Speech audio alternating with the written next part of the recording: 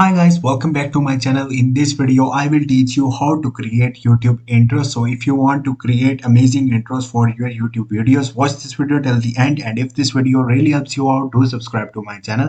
So let's start the video. First of all, you have to open your browser, any browser you are using, and you have to search for the InVideo. And once you will search for it, here you will see website invideo.io. Just tap on it, and now you will see dashboard just by creating account on it. And here you can see dashboard option, and here you will see templates. Just tap on it, and now here you have to search for the YouTube intro.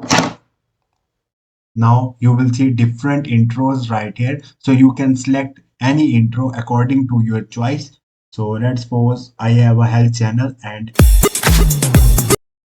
okay, now from here you can select your resolution, like you can create intros in 1 by 1 format or 9:16 format. So this is your choice. Now you have to click on the use template, and template is here on the timeline. So let's suppose you want to modify it for your channel. Just select here logo, click on it, and you can also add text, add scenes. Here you will see text, so you can add text as well. So once you will do it, you can easily export it on your device and upload in your videos. So this is the way. Hope this video will helpful for you. If you have any question or any confusion, just drop a comment. I will try to help you. Thank you.